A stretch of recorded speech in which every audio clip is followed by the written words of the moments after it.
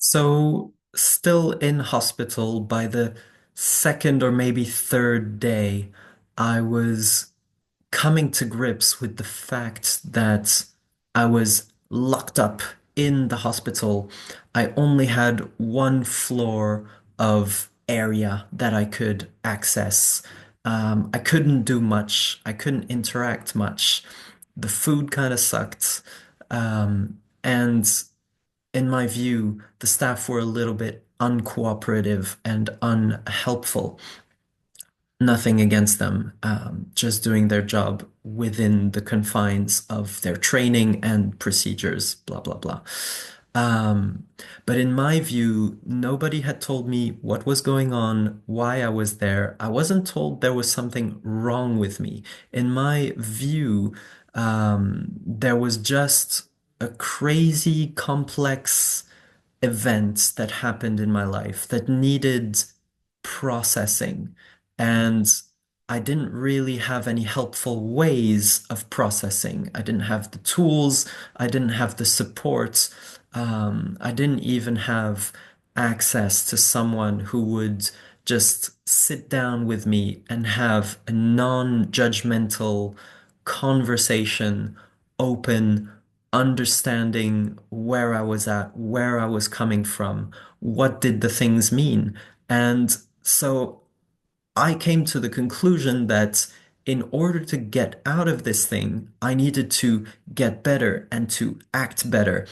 And so I kind of flipped a switch where I became compliant mode of, okay, although I've had all these crazy, spiritual, powerful, quantum, scientific, weird experiences that I don't understand what was going on, and we don't have rational explanations.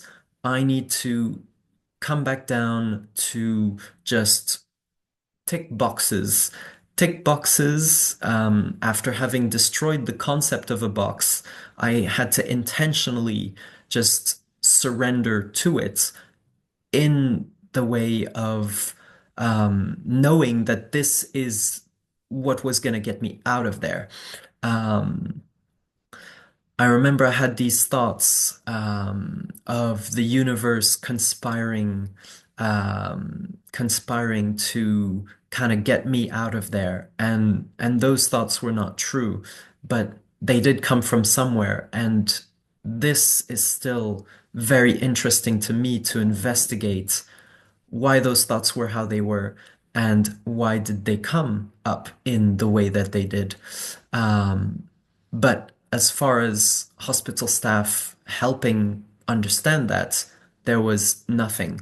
What was cool though is once I had integrated, okay, I need to become in box ticking mode, I just went with the program. I looked at the schedule for the day. It was like wake up, have breakfast, kind of um, do the activity of the morning, whatever it may be. Sometimes it was art therapy, so you could color a bag, and I actually kept that bag that I colored in.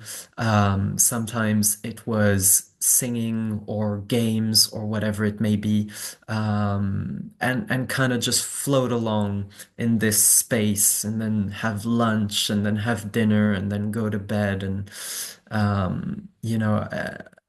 and be a lot with myself for a lot of the time. But as I got better, I could also interact a little bit with other people, and I thought, wow, wait a minute, there's a lot of fucked up people with a lot of fucked up things that has happened to them, or not fucked up people, but what I mean is in the sense of there are symptoms that are fucked up in these people that I'm in the same environment with, and I'm in the same boat, and I'm going, what the fuck is going on with this? And so yeah, eventually, and part of it was all of these schizophrenia meds. I was on risperidone, which kind of massively bring you down. Um, Yeah, eventually, after enough box ticking, I was well enough. that I was able to get out of the hospital with that bag as a souvenir. And I actually, once I got back, I was with my girlfriend. Things got a bit better. I even was able to go to my first Burning Man festival in Ohio. So I drove from Michigan to Ohio. I went to that festival, and then I came back. That's kind of how quickly things were better enough. But at the same time, in that next phase, I was really low and I was a little bit confused about what was going on. I had all these boxes to tick with the follow-ups. I had surveys to fill about my mood. I had to uh, go to the hospital for a check-in every week. And yeah, it was just a really weird time.